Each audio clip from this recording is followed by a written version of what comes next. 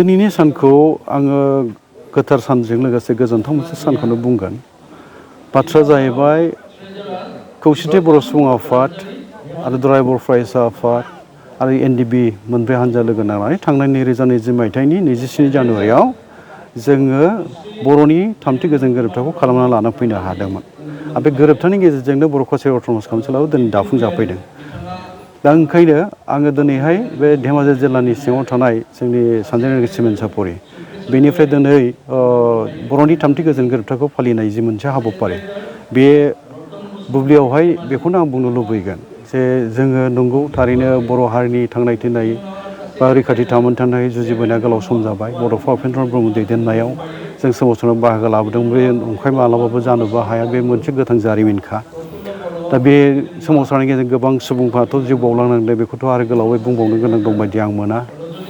दा बेनि सोमावसारनाय मुंख्लंफोरनि जिउ बावलांनाय बेसेन हिसाबै दिनै जोङो मोनफैनो हादों बुङोबा बांद्राय बुंनाय जाया। मोनफैदों जोङो जे जोङो बर' कसारि अट'नमास काउन्सिल मोनबाय बिटिसि गोरोबथानि दारैहाय। आरो दिनैहाय बिटिसि गोरोबथानि दफा बायदियै आं बेखौनो गोजोनथाव बुंनाया बेनो, मैया 22 जानुवारि भारतनि मोनसे गणतन्त्र सुबुं द्वारा मोनसे माने सानमोन बेयो।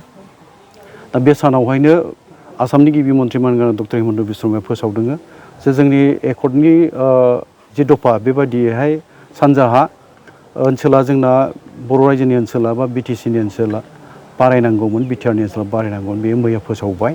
दा लखिमपुर जिल्लानि सिमुलगुरिसिम सौफैबाय होननानै मैया फोसावदों। दा बे जोंनि थाखाय गोजोनथाव बाथ्रा, गोबाङानो रंजाबाय, रंजागोनबो। बेसेबा गोबाव नेबोनायनि मोनसे फिथाइ बियो बुंनो थाङोबा। आरो गुबैयैहाय सनितपुर आरो बिश्वनाथ डिस्ट्रिक्टआनो बर' सोमावसारनाय बर' रायजो आलादा रायजो नागिरनाय सोमावसारनाय बांसिन मुंख्लं जाजानाय मोनसे जिल्लामोन बुंनांगोन। बाहायनो 533 सुबुङा जिउ बावलांनांदों आरो खेबनै बावहाय जोंनि हारसा आरो बर'नि गेजेराव दांगा हांगामा जालांदों। गोबां सुबुङा जिउ बावनांनाया बे बाथ्रा। आरो न' बां सावजादों, सिलिंखार जालांदों, धोन सम्फथिफ्रा खहा जाजादों। जिउ रैखाथिनि थाखाय खारखुमानो गोनां जानानै खाथिनि अरुणाचल हाजोआव रैखाथि बादा लुनानै बेहाय थाहैनांनाय, बेफोर जारिमिन, गोथां जारिमिन। दा बेनि गोबां सम जोंनि जुजिनायनि बा जोंनि गावखौ बावसोमनो हाबा मावबोनाय, गावखौ बावसोमनो हाबा मावबोनाय फिथाइ महरै दा जोङो मैया गोजोनथाव रादाबखौ मोनबाय। बेनि थाखाय आङो गुबैयैहाय दुलाराय बर' फरायसा आफाद, बै समनि मानगोनां आफादगिरि प्रमद बर' बिथां, लरेन्स इस्लारि बिथांमोन, आरो लोगोसे दानि आफादगिरि मानगोनां दिपेन बर' बिथां, आरो लेङाइ आफादगिरि खोरोमदाव बिथां, लोगोसे खनिन्द्र बसुमतारी गाहाय नेहाथारि बिथांमोननो आं साबायखरखौ बावगोन आंनिफ्राय। आरो लोगोसे एनडिबि हानजानि मोनब्रै, गुबैयैहाय रन्जन दैमारि मानगोनां बिथां, गबिन्द बसुमतारी मानगोनां बिथां, धिरेन बर' मानगोनां बिथां, आरो लोगोसे सावरायग्रा बसुमतारी मानगोनां बिथांमोननोबो आं आंनिफ्राय साबायखर बावगोन। लोगोसे बे गोरोबथायावहाय खौसेथि बर' सुबुं आफादनि जानानै आं आरो आंनि गाहाय नेहाथारि अनिल बसुमतारी बिथां जोङो बावहाय बाहागो लानो मोनदोंमोन गोरोबथानि सानावहाय। दा गासैबो बे जोंनि जुथायै नाजानायनिनो मोनसे फिथाइ होननानै बुंनांगोन। दा बे जोंनि गोजोननाय लाबोबाय। दा मावनांगौआ गोबां दं, चेलेन्जेस गोबां दङ। बे चेलेन्जेसफोरजों जों मोगा मोगि जानानै सिगांलांनांगोन। दा जोङो मोनबाय, मोननायनि उनावहाय गावखुंथाइ मोनफैनायनि उनाव बे गावखुंथायाव जि रांफोर हरो, बे रांफोरखौ रायजोनि मोजांनि थाखाय बोरैहाय जोङो मोजां खामानियाव बाहायनो हायो, मावनो हायो, बबे आयदानि सायाव बबे बिफानखौ जों बोरैहाय गोनांथि होनानै खामानि मावगोन, बे जोंनि गेजेराव रायलायनायनि गेजेरजों जों मावलांनो नाजालांबाय थागोन। नाथाय दा नैबे समाव जोङो जोंनि बर' कसारि अनसाय गावहाय खुंथायनि गामिखौ दाबो सरकारा फोसावथ'वाखै। सरकारा फोसावैनि जाहोनाव जोङो बियाब दानो हाथ'वाखै। बियाब दानो हायैनि थाखाय जोङो बिसायख'थि खुंनो हाथ'नाय जायाखै बा बिसायख'थि खालामजायाखै। जेब्लासिम जोङो बर' कसारि अनसाय गावहाय खुंथायनि बियाब दानानै मोनसे बिसायख'थि खुंनानै आबुं मोनसे खुंथाय दाहैनो हाया, अब्लासिम जोंनाव रां बावजायाबा गोबां फैनाय नङा। बिदि सामलायनो आन्था एसे हरगोन। दाथ' जोङो 13 कौटि 50 लाख रांल' मोनो। जोङो नायनांगौ जायो धुबुरीनिफ्राय सदियासिम, आरो बराक भेलि जोंनि बिदा फंबायफोर दङ, रियां ब्रु होननाय बे हारिफ्राबो जोंजों बर' फोलेरनि, मंगलिया फोलेरनि, बिसोरबो जों दा दंफायो। दा बिसोरखौ बेखिनि रांजों नायनांगौआ एसेबां गोरलै नङा। दा ओंखायनो जोङो लुबैनाय, रायजो राजा जोंनि सायाव जि मोनसे मिजिं दं, रायजो राजा जोंनि सायाव जि मोनसे लुबैदों, बेखौ जोङो मावना होनांगौआ बे एसे रांजों बियो गोजोनथाव मालाबाबो जानो हाया। ओंखायनो बेनि थाखाय जों खौसेयै हाबा मावलाङोबा सरकारखौ नारसिननांगोन सम सम, आरो जोङो नार्सिं गेजेरजों जोंनि मोननो गोनां खाबुफोरखौ जों आदाय खालामना लानो हानांगोन। ओंखायनो जेबो फाराग थानो नाङा। बर'आ सोमावसारनायजों गोबां सम जोङो बाहायबोबाय, खहा खालामबोबाय समखौ फरायनायनि बाथ्राखौ बुंनो थाङोबा। दिनै फरायनायनि सम फैबाय, दिनै खामानि मावनायनि सम फैबाय। बाथ्राया बेनोखा रोखाखा जों बयबो साग्रिद सांग्रांबो जानांगोन आरो मोनथिनानैबो लानांगोन। बुंनांगोन जोङो दिनैनि मुगाया टेक्न'लजिनि मुगा बेसेबांबो एडभान्स जानो हमबाय, गोदान सोदोमस्रि बारा जोंनि मोदोमाव नांबाय आरो बे मुगायाव जोंहा आलादिङा थानाय सम नङा बियो।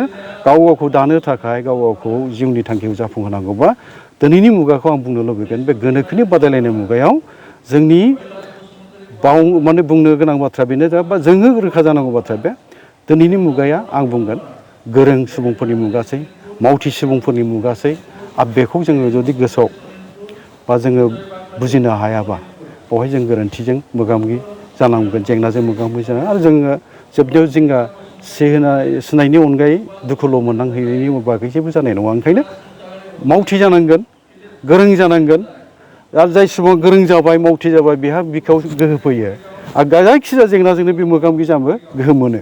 नाथाय जेब्ला नोङो मोनथिला, जेब्ला नोङो बुजियाबो मोनथियाबो रोङा, अब्ला नोङो इनफेरियरिटि कमप्लेक्सआव माबा मोनसे गोनो गोथो जेबोखौबो रोखा बुंनो हाया, जेखौबो रोखायै माबा बुजिनो हायिनि जाहोनाव नोङो गावखौनो माने भुगिनांबाय थागोन, गोसो सिङाव दुखु मोननांबाय थानाय बेफोर जायो।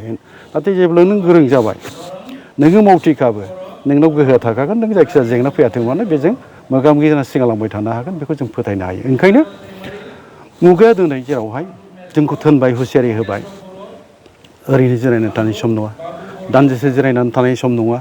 बयबो बावहाय हारि दानायनि खामानियाव जों मोजां नाङो। बर'नि राजखान्थिया गमामायैनो हारि दानायनि राजखान्थि। नेहाद एखुथा गावनि मुलाम्फा नागिरनाय बे सम नङा। बड'फाया जे सिमां नुदों, बर' रायजोआ जोंनि मुंख्लंफ्रा जाय थांखि मिजिंजों जिउ बावलांदों बेखौ जोंहा मावफुंनांगौआ जोंनि बिबान। ओंखायनो बेनो बाथ्राया बड'फानि जि मोनसे सिमांमोन बा जोंनि मुंख्लंफोरनि, जोंनि रायजो राजा, आइ आफा, बिदा फंबायफोरनि जि मोनसे सिमां बर' हारिखौ बुहुमाव मोनसे गेरेमसा जौगासार हारि दानायनि, बे दाबो जाफुंजोबाखै। आरो जोंनि बर' सुबुंनि गेजेराव मोनसे गिदिरथार आंखाल दङ दाबो, बे जाहैबाय सुबुं धोन। हिउमेन रिसर्सआव जों दाबो आवगायनो हायाखै। आं बुंबोबाय थादों, सम सम मिथिं माथाङाव बुंदों आङो जे जोङो दिनै दाबिनो रोंबाय, संबिजितनि मोन्थाय नागिरनो रोंबाय, नागिरबाय जों मोनबायबो जों दिनैहाय। नाथाय दिनै मोनखांनायनि उनाव सामलायनो थाखाय जोंहा मानसि गैया, जोंनि मानसि गैया, गोरों मानसि गैया। दिनै नाय नोङो बर' कसारि अनसाय गावां खुंथायाव प्रिन्सिपाल सेक्रेटारि बा गुबुन गुबुन आयदानि बिफाननि जि अफिसियेल बा अफिसार्सफोर, बुंनो थाङोबा बिबानगिरिफ्रा गुबुन हारियानो जोब। दा बेबायदिबा मोननानैबो मालायजों सामलायजानो गोनां जायोबा बेवहाय दुखु मोननांनायनि अनगायै आरो माथो दंबावो। दा ओंखायनो बे आंखाल, बे सुबुं धोननि आंखालखौ सुफुंनांगौआ जोंनि इयुन जोलैफोर, जोंनि उन्दै उन्दै दा जाखांबोनाय फरायसुला फरायसुलिफोरनि सायाव बे सोनारनानै थागोन। आरो बावहाय जों मोजां मोनसे लामा दिन्थिनानै बिसोरनो सोलोंथाइ मोनहोनायनि जि मोनसे खाबु बेखौ मोनहोनो हायाबा जोंनि साननायफ्रा बड'फानि जि सिमांमोन, जोंनि मुंख्लंफोरनि जि मोनसे थांखि थाखायखौ लानानै जिउ बावलांनाय बा आइ आफा रायजोनि जि मोनसे जोंनि सायाव मिजिंथिनाय गोथां मिजिङा बियो आद्रि गोलाव जालांनो हागौ। ओंखायनो जों खौसेयैनो खामानि मावनांगौनि गोनांथि दंथारो आरो जों मावलाङो। सोरखारा जों रायज्लायबाय, जोंनि डब्लिउपिटि आरो बिसिनि मन्थ्रि, ट्राइबेल एफेयार्स मन्थ्रि डक्टर अनस पेगुजों जों गले गले रायज्लायबाय। बिथाङा मोनसे कमिटि दाना होबाय, बियो नटिफाइड जासिगोन। बे कमिटिया एसे नायबिजिरगोन जोंनि जिल्लाफ्राव जों जेसेबां गामिफोरखौ जमा होबाय, बे जमा होनाय गामिनि सायाव बिथांमोनहा मोनसे जाहैबाय। आङो दाखालि थांनाय 23 डिसेम्बर खालि आसामनि गिबि मन्थ्रि मानगोनां डक्टर बिश्वशर्माखौ धेमाजियाव लोगो मोनदोंमोन। मोनसे प्रग्रामाव फैदोंमोन बिथाङा। बे प्रग्रामाव लोगो मोननायाव बिथाङा सोंदोंमोन जे सनितपुर बिस्वनाथनि बर'फ्रा दा मा साननानै दङ। आं बुंदोंमोन जे ओरैबो गैया ओरैबो गैया, बिथांमोनाथ' ना बिटिआरआव दं ना बिकेडब्लिउसिआव दं। बर' कसारि अनसाय गावहाबो गैया बिथांमोना, बिटिआरआवबो गैया बिथांमोना। मोनसे हेंगिं मोनसे हालोदाव थाबाय बिथांमोना। ओंखायनो माबा मोनसे फाइनाल जानायखौ लुबैबाय। जानांगौ माने बिटिआरआव नङाबा बर' कसारियाव बे फाइनाल जानायखौ लुबैयो। मानोना डेभेलपमेन्टनिफ्राय माने जौगाखांनायनि जि मोनसे जों खाबुफोर मोनांगौ, बेनिफ्राय बिथांमोनहा डिप्राइभ जानानै दं, नासयजानानै दङ। दा बेनिफ्राय बिथांमोनहा बारग'नो लुबैबाय। आं बेखिनिखौ बाथ्राखौ बुंदोंमोन। दा गमामायैनो मैया गोजोनथाव बाथ्राया बेनो, खोनासंलांदों आं बुंनाय बाथ्राखौ। ओंखायनो बे माबाफ्राबो मोगथांबो जानानै फैबाय। आरो जोंबो दिल्लीयाव दाखालि ज' थांनानै नारसिनहैनाय जाबाय। बेफोर गासैबो खामानियाव फैदों बायदि मोनो आं। दा ओंखायनो दा नुबाय मा, थाबैनो बे सनितपुर बिस्वनाथनि जि गामिफोरखौ बिटिआरआव सोगोन, आद्रा थानाया जोंजों फैगोन। बेखौ लानानैबो बिसोर माने बिजाब दानायनि जि मोनसे हाबाफारि बियो आरोबाव जोंनो सम लाबावनो हासिगौ ओमफ्राय बिजाबा जोंना बारायनोबो हासिगौ आं जि फोथायनाय दङ मानोना सनितपुर बिश्वनाथखौ जों लाफाखाथारनाय जायाखै नालाय ओरै खोलानि ओनसोलाथ' बिथांमोनहा हाबखानाय नङा दा बिथांमोनहा हाबैया ओरैहाय फैगोन जोंजों बेयो मोगथां आरो जेब्लानो बिथांमोननि माखासे ओनसोला ओरैहाय फैगोन अब्लानो बिजाबा बारायगोन ओंखायनो बेफोर गासिबो खामानिफ्रा हयथ' जालांबाय थानो हासिगौ आरोखि ओंखायनो नेबावनांगोन एसे